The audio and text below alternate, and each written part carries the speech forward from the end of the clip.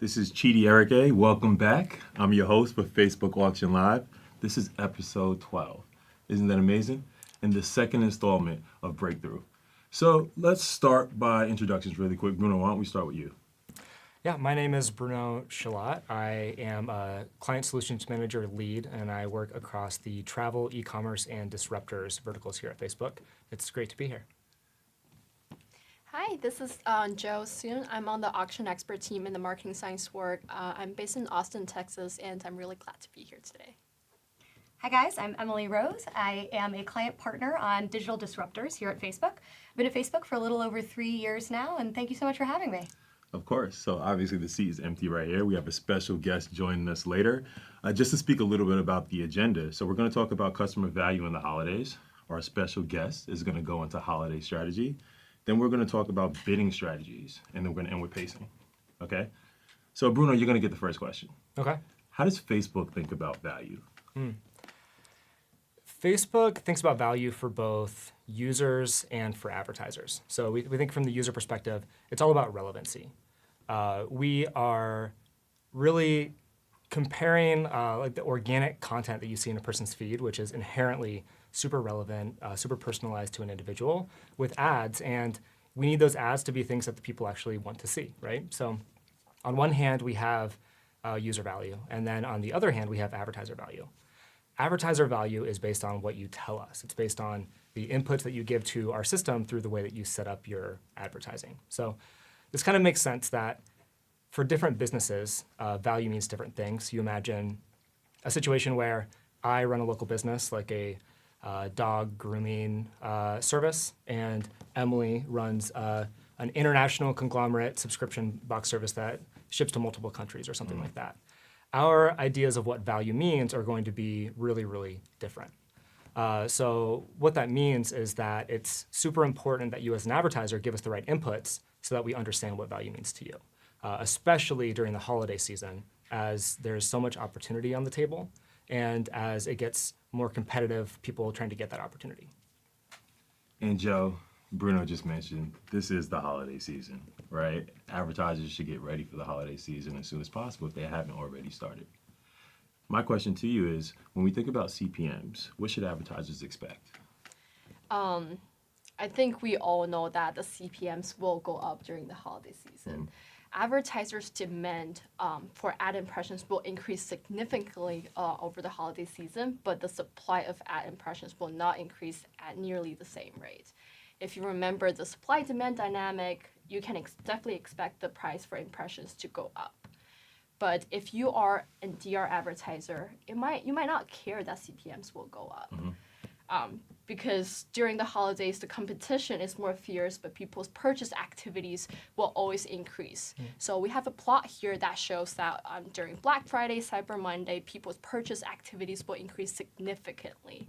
And as a result, I've seen advertisers where last year their CPMs went up a lot over the holiday season, but their CPA, so cost per action, for whatever action that you want to optimize for, CPAs actually went down for this advertiser. I'm not saying that CPAs will go down for all advertisers, but it's definitely possible because now Facebook is more efficient at matching ads with users.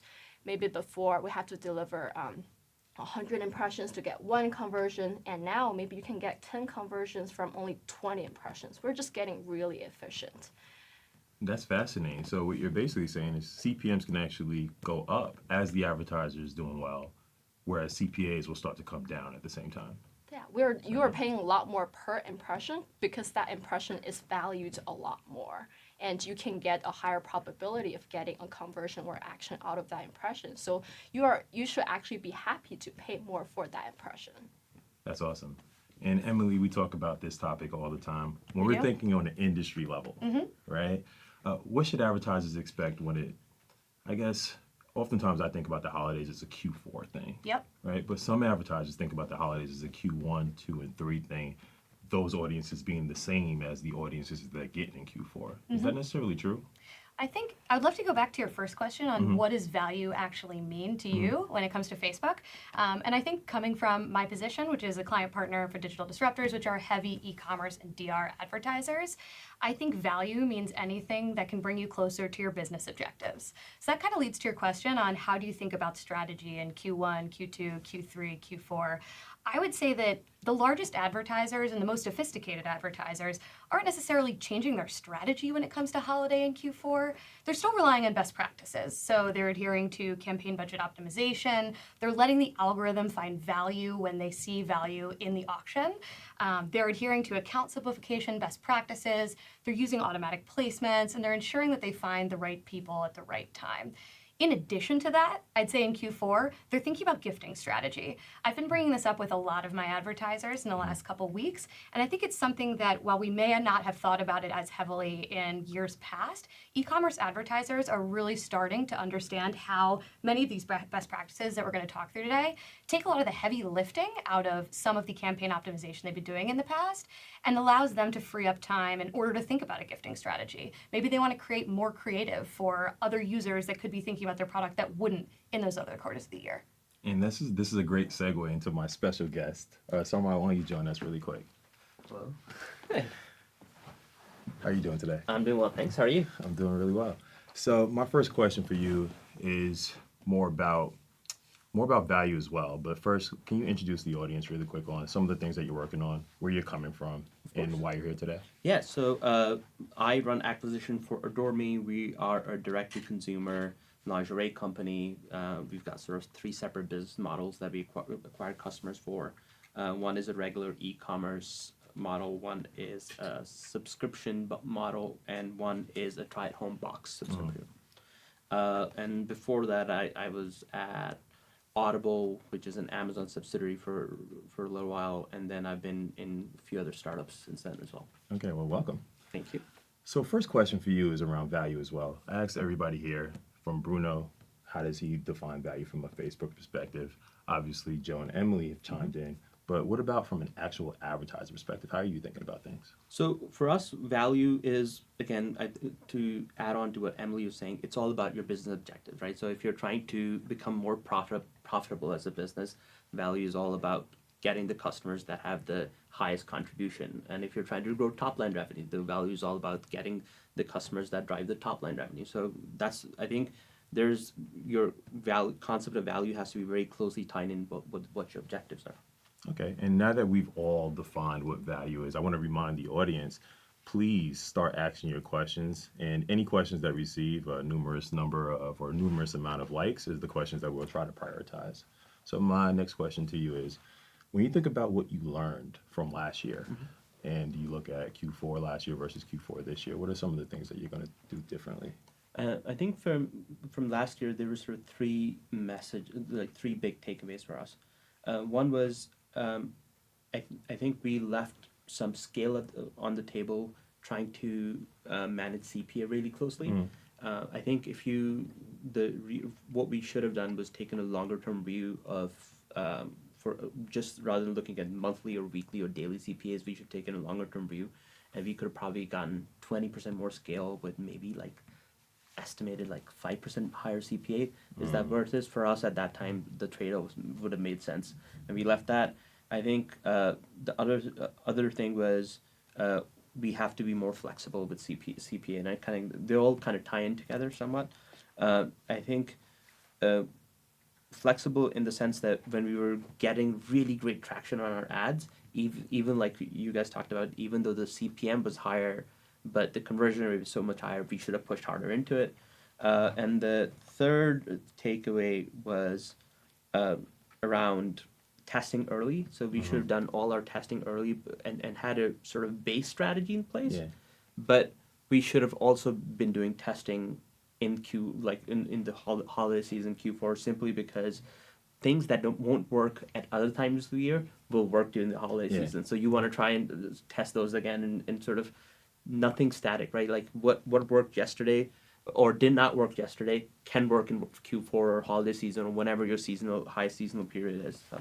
Okay, and you're a disruptor, so oftentimes when you try something, it's the first time that anybody has seen this being done, right? So when you think about leaving scale on the table, how do you truly define that? How do you know when you're actually leaving scale on the table when it's happening? Yeah, I think it usually what we know is usually the biggest indicator is when your CPA is and by the time everything's rolled up and you get the end result, your CPA turns out to be significantly better than what you thought it was going to be. Yeah, You yeah. probably left some scale on the table. Okay, Yeah. that makes sense. Anybody else want to add into that based on your experiences? Yeah, I would just add that you were not alone in having that experience last holiday season. And it's been true forever that time doesn't stand still for marketers. Yeah. One thing that I would call out is that as we head into this holiday season, things will be even more compressed. For anyone who doesn't know, this year's holiday season, the shopping season after Cyber Monday is 6 days shorter than it was last year, with Cyber Monday falling on December 2nd this year. So we've seen this trend for the past several years of marketers starting earlier and earlier with their ramps. I would expect that trend to continue this year. Yeah, Okay. that's one thing I've been talking to all of my advertisers about is preparing early. We started our holiday preparation conversations sometimes in August or early September, so Armand knows. And we want to just make sure that we get ahead of these trends, particularly with kind of like the high purchase rate that's going to happen with a shortened purchase season with Black Friday falling a little bit later this year. I think people are going to be scrambling to catch up and you're going to want to have an always-on strategy. That's awesome. So I want to go to the live feed really quick. So we have a question from Don. And Don wants to know, adjusting the budgets at the start of a campaign or during the middle of a campaign, does that reset the learning phase? So to answer that question, I think I want to first define what the learning phase is. We had our last breakthrough live covering this topic specifically, so I'll just be very brief here. The learning phase is at the beginning, right? When you launch your creative for your ad, the Facebook system does not know that much about how people will respond to the ads yet. So we Okay. want to take some time to actually get more signals and get more data and learn about how people will react and what people will convert, will take the action that you actually want, you actually desire. And through this time, you can imagine maybe the CPA with the performance will be more volatile. And during this period of time, you might not want to change things that much so that the system can take its time to gather the signals. If you keep changing your budget, we will cover this in the bidding strategy section. You might tell the system different things, and maybe now we have to look for the other target where we have to relearn or reset this process. So it's not something that we recommend, and as Emily mentioned, you might want to be more flexible, and you might want to get that liquidity instead of having to manage it very closely, and to like per day or even like per hour. That makes sense. How are you defining liquidity, by the way? So I would say liquidity. Here I'm talking about budget liquidity specifically, Okay. Because we're talking about budget changes. And if you use campaign budget optimization or CBO, you're allowing the budget liquidity across all ad sets within the same campaign. And if you use automatic placement, you're allowing that liquidity across all placements for the same ad sets. So this is the liquidity I'm talking about. And instead of being very specific for each ad set or each placement, you can increase your liquidity and not like micromanage your budget as much. Yeah, I think that what that goes back to is just the fact that our machine learning is really good and it's Yeah. constantly getting better. So there used to be a day where marketers could try to micromanage the system a little bit and think they were smarter than the machine. Those opportunities are becoming more and more few and far between. So giving our systems the ability to optimize across budgets, to optimize across audiences, is increasingly becoming a best practice that rings true with disruptors, advertisers especially, but with advertisers in general. Okay. And Alyssa wants to know, how important is it to optimize for an upper funnel objective versus a lower funnel objective, and does that impact what you guys just said? You know, so when you're looking at, let's just say, optimizing for conversions, should everybody optimize for conversions? Is there a reason why one would want to optimize for something different? Yeah, this really goes back to what is your business objective as an advertiser. And if your business objective is to drive purchases and you have enough volume of purchases that you can get out of the learning phase and that we can deliver efficiency for you, you should be optimizing towards purchases. Cases where we frequently see advertisers moving up in the funnel are, one, with really large advertisers, if you have kind of exhausted what you feel like is that opportunity and you can't just rely on the low-hanging fruit anymore, you need to move up the funnel a little bit. Or two, with the smallest of the small advertisers, if you are not getting that 50 plus conversions per week that you need to get past learning phase and into a place where we're able to deliver for you efficiently. The purchase event, we may not be able to get 50 conversions of, but we can probably get 50 add to cart events or 50 view content I events. see. And you can move up in the funnel in order to deliver more outcomes, eventually probably with the goal of moving back down in the funnel as you increase the volume that you're seeing. Yeah. Okay. That comes up so often in advertiser conversations, particularly when preparing for Q4. I think that that's a great time to sort of run some tests, as we mentioned. We always want to test and learn early, and it's not too late to start testing. I know I mentioned August, September is the time to start, but you can run a split test this weekend to kind of get started on some of those learnings. It's still September. Exactly. We still have time. And I think it's also important to add that running some prospecting in sort of the earlier phase of the holiday season is going to allow you to fuel your remarketing and make it a little bit more efficient, particularly when we see those CPMs, as Joe mentioned, start to get a little bit higher. We'll be able to kind of work on the fact that the CPAs should take a dip, and we'll be able to see that purchase volume increase overall. And one more thing I want to add here is even though there are exceptions where you might want to optimize for something other than your business objective, we still recommend if you can, especially for advertisers that are smaller at scale, we definitely recommend you optimize for your true business outcome or close to as close to your true business outcome as possible, because the auction system really will only find the actions and the conversions that you tell us to. We'll now say, oh, you tell us you want clicks, but I know like you actually want conversions. We will not consider that layer, and we'll only optimize for what you tell us to. And if you optimize for something higher in the funnel, when you can get enough conversions to get out of the learning phase at a lower funnel event, then you face the problem of maybe us finding the users and the conversions that you do not actually want. Yeah, I'll often tell my advertisers that Facebook is so good at optimizing for one thing at a time. So if you are running conversion campaigns, optimizing for purchases, and you're paying really close attention to your click-through rate, it's probably not the right thing to be focused on either in the short term or the long term. Okay, and Sarmad, bringing it back to you, we heard a lot about just strategy in general when as it relates to Q4. How are you thinking about what to optimize to? Are you also looking at conversions specifically? Yeah, so we are part of the Disruptors program, so we are very heavily focused on direct response, getting as many conversions as possible. So we actually optimize the conversions as well.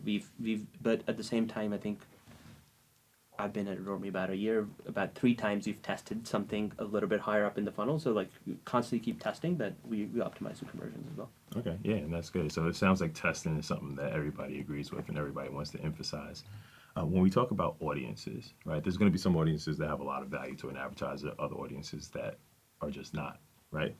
For Adorme specifically, how do you think about that? So for Adorme, we test audiences all the time, but I think the thing with audiences, the best performing audience for us is a really broad audience, and sort of that's what our bread and butter is.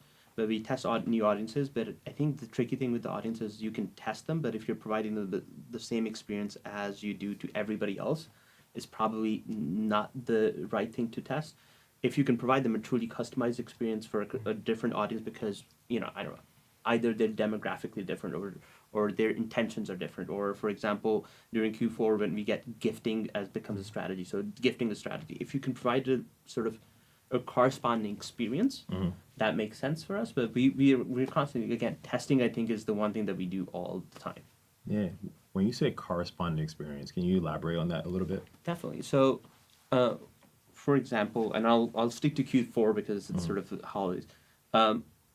During high seasonality for us, what part of what is high seasonality is we get a lot more men on our site looking for gifts for during Valentine's Day specifically for us is a big time for us.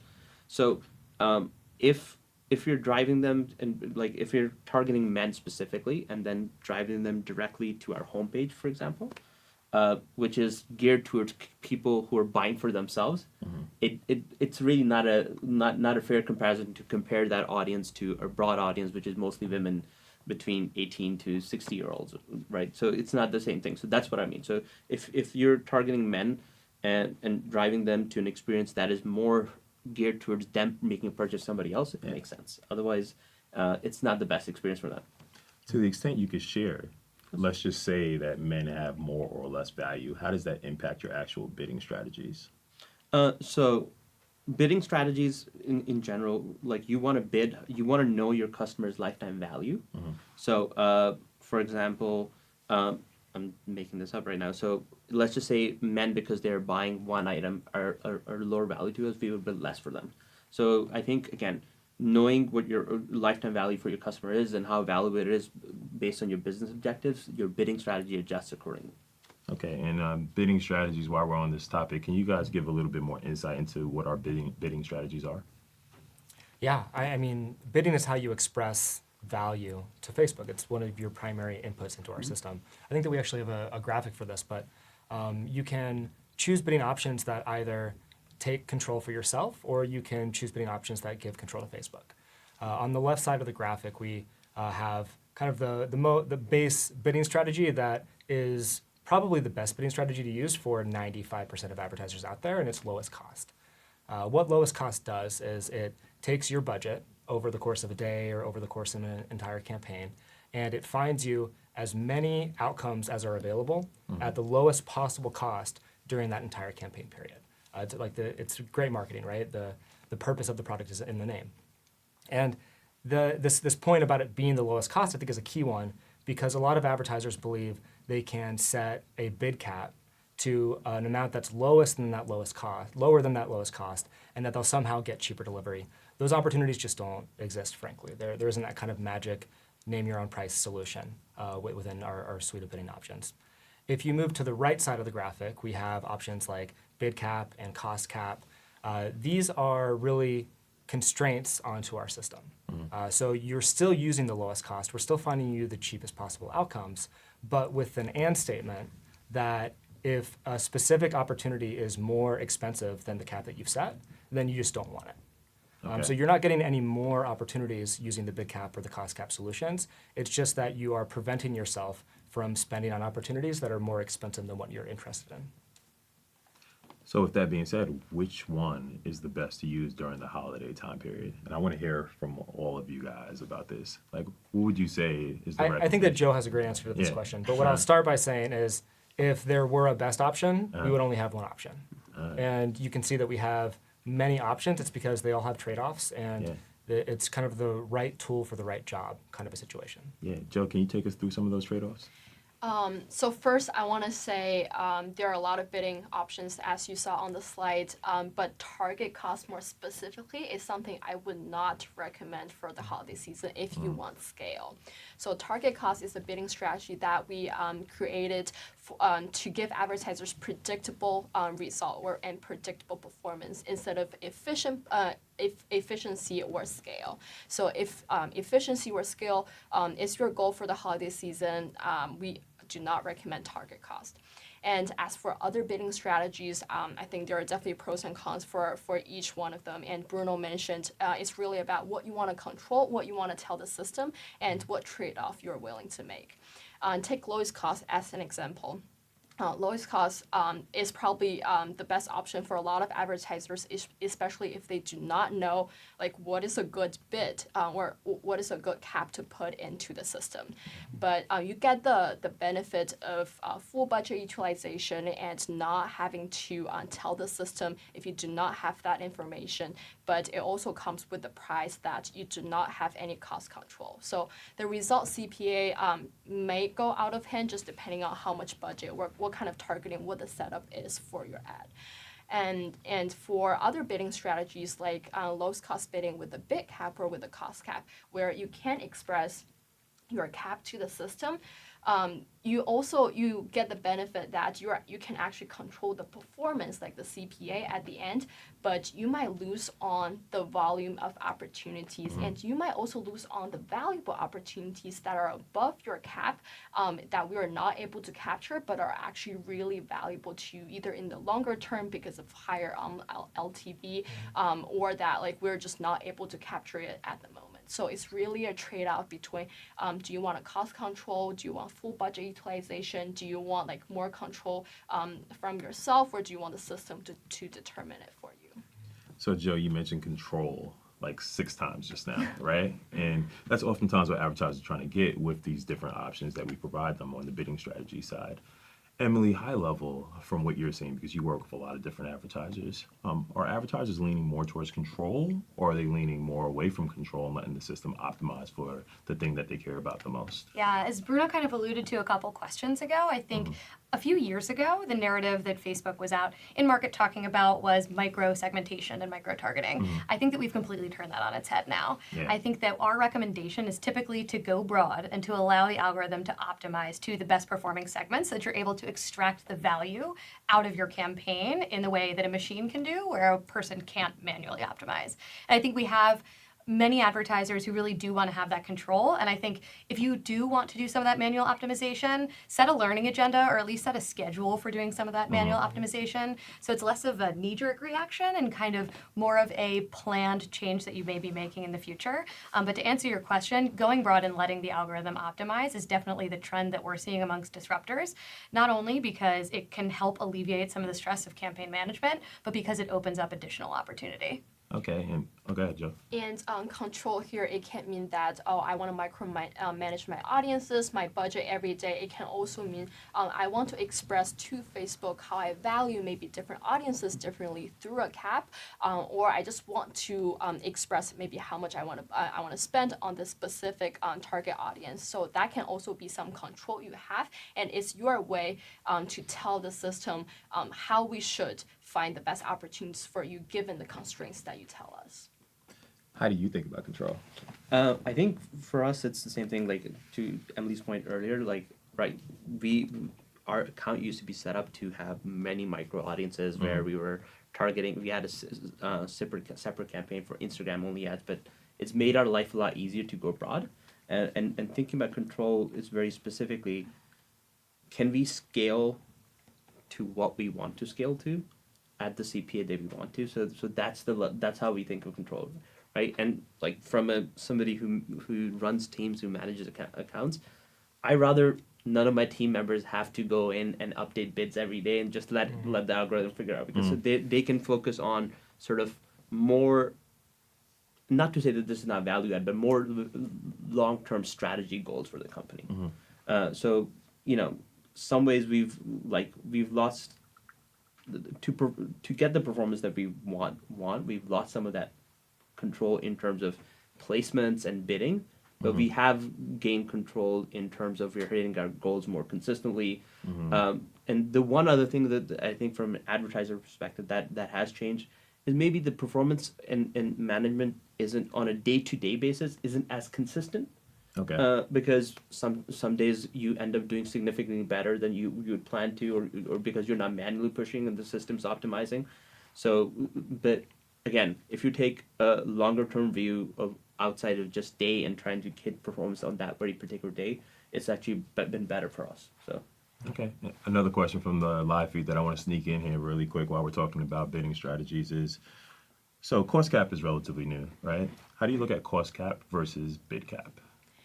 So cost cap is a relatively new strategy that we created in response to advertisers' need. A lot of advertisers think about their performance in terms of average CPA or average performance. And the bidding strategy, bid cap, that we had before lowest cost bidding with the bid cap, the cap that you're telling us is to say, we do not want any conversions, every single conversions to go above this price. So you're controlling for the marginal cost.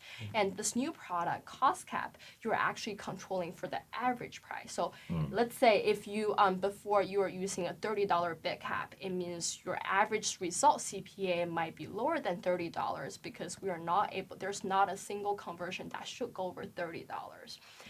But if you want to still hit the average $30 CPA, what you should do is like, do I bid 33? Do I bid 35? You have to like play around with the bid. But now with cost cap, if you say I want to hit $30, I want as much scale as possible, as long as my average CPA is not above $30, and then you can put $30, exactly $30 as your cost cap. So this is a new strategy that gives you the cost control for average cost, and I would say this is what a lot of advertisers should test or should use in terms of how they think about performance. Okay. Yeah. And Totally okay. agree with that. And then what I would go back to is one, Sarmad's point about giving people time back. If you are micromanaging your bid cap to maintain an average cost, because the average cost is your actual KPI for the quarter that you're tracking against, it might be helpful to move to cost cap. If you are making those micro changes to your bid cap, you could also be throwing your ad back into the learning phase. If you have a KPI for the entire quarter around cost, you can set your cost cap to that KPI and leave it, kind of take your hands off the wheel for the entire quarter, which will not only give you time back, but it also improves performance. There are definitely instances where bid cap is preferred to cost cap if you really care about the marginal cost. If you say, for every transaction I make, I do not want to lose money, and my cost per product is this much, and I want to control for each conversion. So you can definitely still use bid cap if that's the strategy for you. Okay, so Joanne's is trying to understand for her business, which is better, cost cap or bid cap. What are some questions that you would ask her if you was trying to give her a better understanding of which one is better for her business? I think we already covered that marginal cost versus average cost, right? So are you willing? I would say for the same cap you put in, cost cap can give you more volume and more scale. Because before, maybe your average CPA will be like below 30, and we cannot even go after the opportunities that are above $30. And now, if you use cost cap, we are able to go after those opportunities. So you will achieve a bigger scale. So I would say cost cap is better for if you want to expand, if you want to grow your business, and if you think in terms of average CPA. That's great insight. Does the fact that we have a shorter holiday season impact that response? I would say you might want to think about the cap that you actually put in, because when you have a shorter holiday season, you might want to consider the change that can happen in the system in terms of the supply of impressions or people's activities on the platform. And you might want to be more competitive to be able to capture it. So I would say it's a trade-off between margin and volume you might want to consider for this holiday. Yeah. Oh, go ahead. I was gonna say on the volume piece, something that we plan for ahead of time is if you are planning for volume, understand what your last shipping date is. If you're an e-commerce advertiser, understand any point. inventory constraints going into this. These are things that many advertisers have to think about as they're planning on fulfilling different SKUs for, say, an e-commerce platform. And with the shorter holiday season, I think a lot of the motivation we've seen from shoppers sometimes would be, oh, shopping for friends and family, but then there's also people shopping for themselves and looking to get ahead of those good deals on Black Friday or Cyber Monday. Make sure you have a creative strategy for that in place as well, as you might want to speak to those users using kind of like a volume play that you may not have planned to speak to before the holiday season. Okay, and you're working with a lot of disruptors. What are they starting to do as they prepare for the holiday season, with the shorter holiday season? Yeah, I would say one, they're getting prepared with creative, they're testing and learning. So I think like the three levers that you can pull in terms of performance are execution, so employing all of these best practices that we talked about today, creative, and measurement. So measurement is something that should, as Sarmad said, we always focus on, is ongoing throughout the year, doing a test and learn type sort of philosophy for running your business. Coming prepared with different creative iterations, and maybe that's even just getting your team together and kind of hacking together different creatives that might be appropriate for the stories format. That's something where we're seeing a ton of efficiency as user behavior shifts a little bit more towards stories. And then finally, just with the execution piece, adhering to those best practices again. So ensuring that we're targeting broad, we're allowing the algorithm to optimize. Those are kind of like the three key pieces that I would say disruptors are using to get ready for Q4. Awesome. Bruno, did you want to add? I would add that if I'm a marketer this year and I have goals for Q4, those goals don't take into account the fact that we have a shorter holiday season. Okay. So I would want to be in the driver's seat. I would want to make sure that I'm getting started earlier from a volume perspective. I think that sometimes marketing managers will think about kind of storing volume or storing efficiency against where they think they're going to pace for the quarter early in the season. I would much rather store that volume this year than store the efficiency, because I wouldn't want to be post Black Friday, Cyber Monday trying to play catch up. That makes sense. And so, Ma, bringing it back to you, when we think about the shorter holiday season, what's top of mind for you, and how hard is it to say, you know what, I'm not going to make some of the same mistakes that I did last year? I think there are two things, right? One is for every organization, everything's a little bit different. So it's about planning early, getting the learnings. I think the first thing one of the first things we did after the last holiday season, and we had a really great last holiday season, was did a postmortem of what we could do better. So we've been actually, in some ways, have these sort of talking points around like what we would do differently since the last holiday season. So even if you have a great holiday season, I think as a team we've gotten in the habit of doing a postmortem of everything, good, bad. So like it just becomes second nature to us. So like it's relatively easy for us to be able to say, and then like I work with people that are understanding. So like if when I make a mistake, I'm very open about like the fact that we made a mistake, or it's more than anything else. It's not a mistake. I think the terminology is wrong. It is an opportunity to learn more, so to get ready for next year, and I think so. So it's really it's about testing, learning, and having that on top of your mind, and everything that you do. What are your objectives? Be very clear about what your objectives are, and also be very clear about it's a test. Like that's why it's called a test, because you're going to learn something out of it. And for us, it's just been since last holiday season. We actually, and I think as a team, what we did was we went ahead and right after last holiday season on a big whiteboard that is still there after roughly about 12 months. We had notes of things that we missed and we could have done different. We should have done differently. And I think love that's what that. yeah. That's a great strategy. Yeah, so that's the way we've kind of approached it so far. All right, so that's a good way to close out bidding strategies because I want to make sure we have some time to talk about pacing. So, Joe, can you give us a high-level brief on what pacing is? So to talk about pacing, I first want to present a really exaggerated scenario here. Let's say if you're a company that sells jackets and you want to bid $50 for each conversion, each purchase on the jacket. And now, again, this is a very exaggerated example. You want to spend only $100 of budget over 30 days. And you are going to bid $50 for each purchase of the jacket. And just imagine if the system actually bids $50 for you per action, what will happen to the $100 in budget? The budget will spend in a split of a second. We will not be able to spend that budget for 30 days, which is what you prefer. So that's where the pacing system comes in. The pacing system makes sure that we can spend your budget more evenly across the length of your campaign if it is a lifetime budget, or throughout the whole day if it is a daily budget, subject to the cost control you have in place. So what does that mean? Back to this fake scenario. Instead of bidding $50, we'll bid maybe a really low amount so that we can spend a little bit of this $100 budget every day, and we can spread it out throughout the 30-day period. And if you do have a bid cap or a cost cap, and our pace, the amount that the pacing system determines is higher than that amount, then we'll go with the cost control that you put in place. So that's how the pacing system works, and this is really just to help you spend your budget more evenly. And for lowest cost bid, without a bid cap or cost cap, so it's also called auto bid. Pacing system is what determines what bid we put for you in the system. You do not know how much you want to bid, but you know how much you want to spend. So we'll see how much you want to spend, what kind of audience you want to target, how long you want to spend the budget over, and then we'll try to adjust the bid to spend the money more evenly. And so we have a graph here that shows how the pacing system works.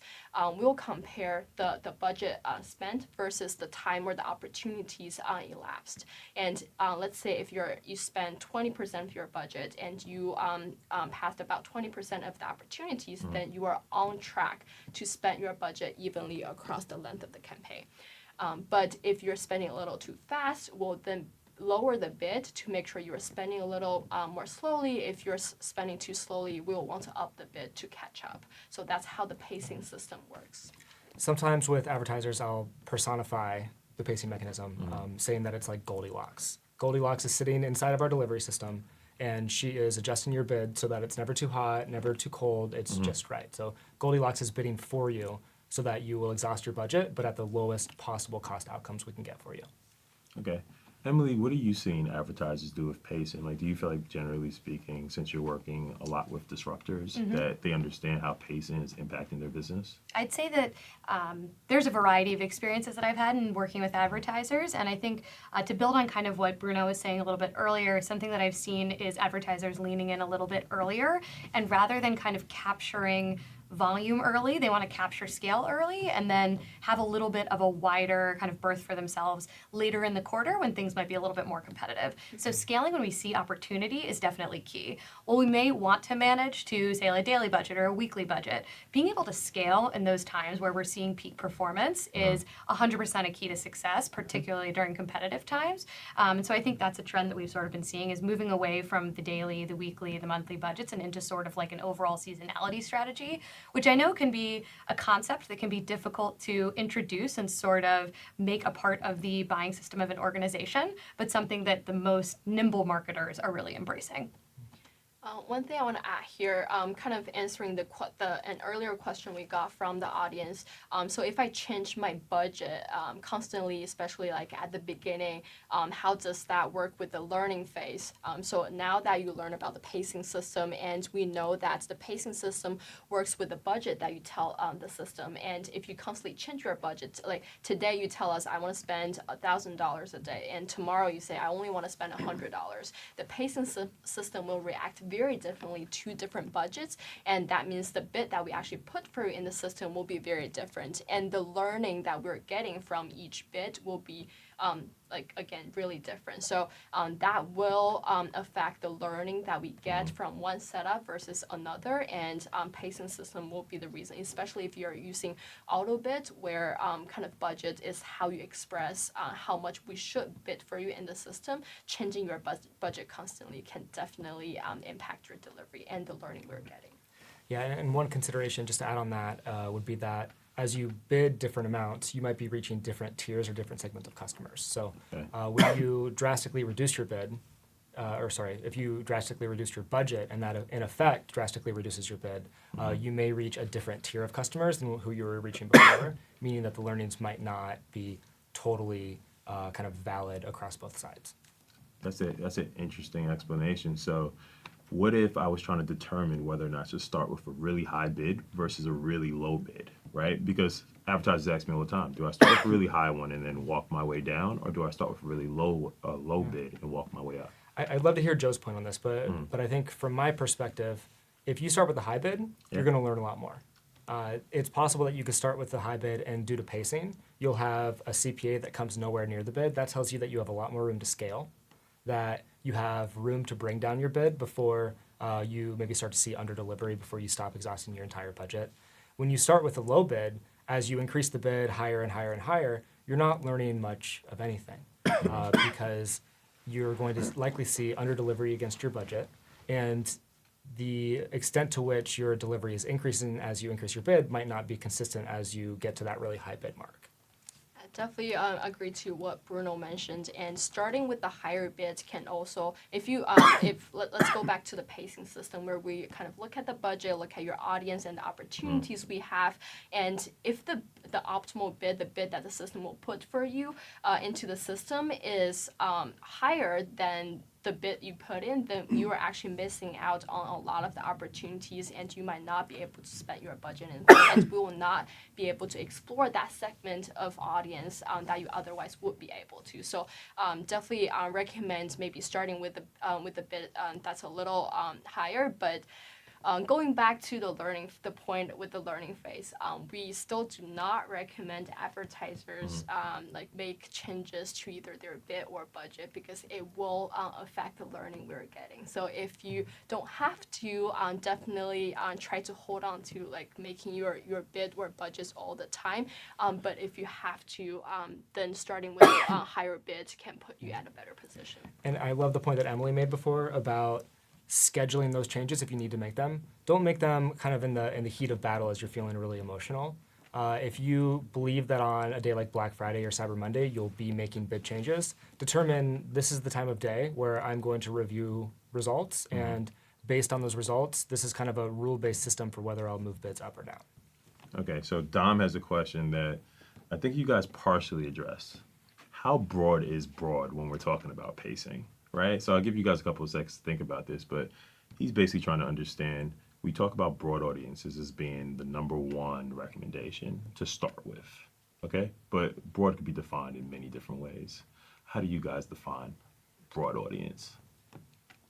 I would define broad audience as being as broad as you can go within the confines of your business goals. So we could think about the broadest of broad being worldwide targeting across all people, all age groups that are targetable on Facebook. But if I only ship products to the United States, then I would bring down broad targeting to that level. If I am, I think in my first answer earlier, we talked about me owning a potential dog grooming service in my hometown. If I can only service people who live within driving distance of my dog grooming service, I should bring in the geo requirements even more. And there might be specific industries where it makes sense, in say like the beauty industry, to target in other ways based on things like gender. That makes sense. So another question I want to sneak in here real quick, if you guys don't mind. So Eliza wants to know more about CPA fluctuations caused by quote unquote pacing, right? So the reason why I say quote unquote is obviously every change you make could impact your performance. But a lot of times people don't understand that the changes you make can actually lead to fluctuations in CPAs. How do you guys think about that?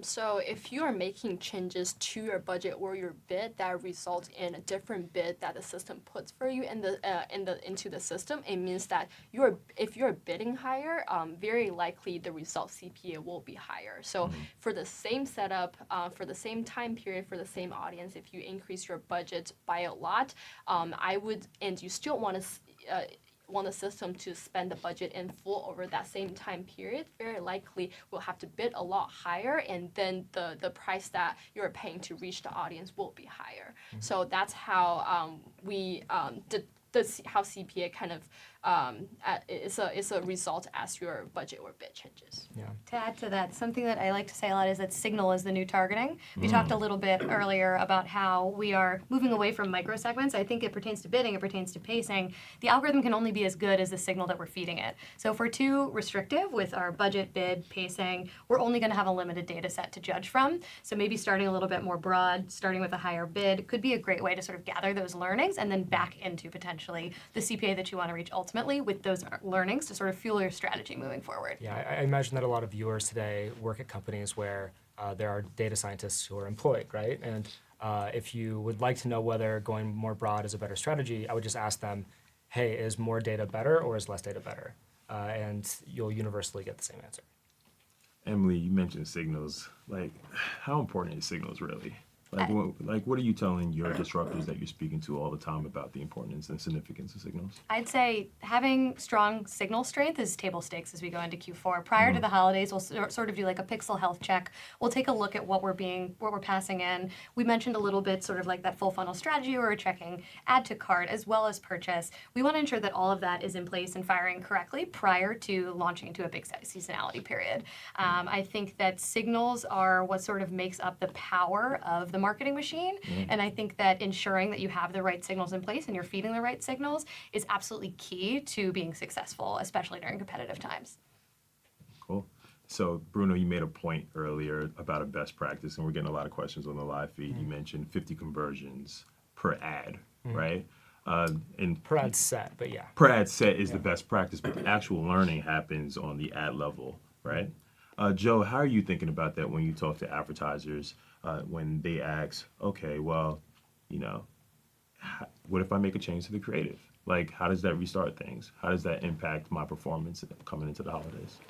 So as Bruno mentioned earlier, when you change your bid or budget, that results in a different bids that we put into the system. You might reach a different segment of the audience, like maybe, but you are still you still know something about how people react, maybe to this creative specifically or for this optimization type. But if you're changing creative and it's a brand new image that we never saw before, then we might have to start from scratch and gather the signal and data points. So if you make a lot of changes, then we'll have to deliver to different people that we can only make our best guess given the information that we have. Deliver to this person, and we see how that person will respond, and as a result, CPA will fluctuate. So there can be CPA fluctuation as a result of pacing. There can also be CPA fluctuation because of the early learning or because of all the edits and changes that you're making. Okay, and I think somebody mentioned this earlier. It sounds like the basic summary would be go for broad targeting. However, if you have an audience that has a higher LTV, that's when you want to separate that audience, right? I think I think most recently that's what we've done. We know one of our business models does significantly better, so we are actually starting to add more audiences to target to that and providing them the sort of bidding differently for those.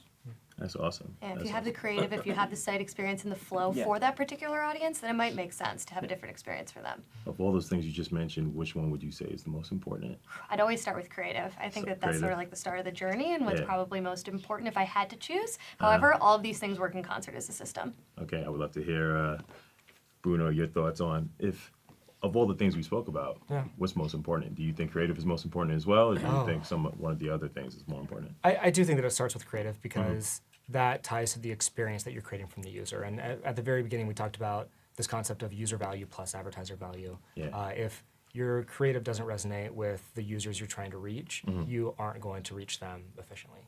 Yeah. Joe, anything before I turn it back to Samad on what's most important? Is it creative for you too? I would say I focus more on the auction side, and maybe like with bidding and targeting, and maybe give the system the correct signal and tell the system the correct bid and all the constraints, and give the system the liquidity with broad targeting and also CBO and a variety of placements for us to explore. Awesome. And to Emily's point, they do work together. You can't just Yeah. pick one. Yeah. Can't pick one. 100%, 100%. So it sounds like 2-2 because I'm going to say auction as well, right? So Joe, I'm with you. Bruno, Emily, you're saying creative. So let's bring it to the tiebreaker over here. So Ma, what do you think? I think it's for me it's a combination of creative and the site experience. So I think I'm gonna be more on the Emily and Bruno side. Okay, awesome. No worries at all. No worries at all. It's your last question for today. No, it's You can leave now.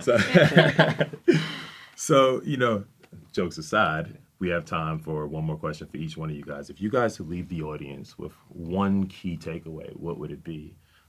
Take a couple seconds to think about this. Bruno, why don't we start with you? I would double down on the point that I made before around this year's holiday season being shorter than it has been in years past. You've got 6 less days post Cyber Monday in order to hit the goals that you've set for this Q4. Yeah. And it just underlines the importance. We've already seen this trend going back several years of holiday ramp up creeping earlier and earlier and earlier. It's going to continue this year, so make sure that you're ahead of it. Make sure that you're in the driver's seat as you head into your own Thanksgiving holiday and kind of into the end of the year. For me, since we have a theme for bidding strategy and pacing, I would say one takeaway is if you want scale and efficiency for the holiday season, maybe consider not using target cost. We talked about pacing, and target cost is the only bidding strategy that we are not using the pacing system. So we won't be able to adjust your bid, and you will leave a lot of the more efficient opportunities on the table if you use that, and if your goal is scale and efficiency.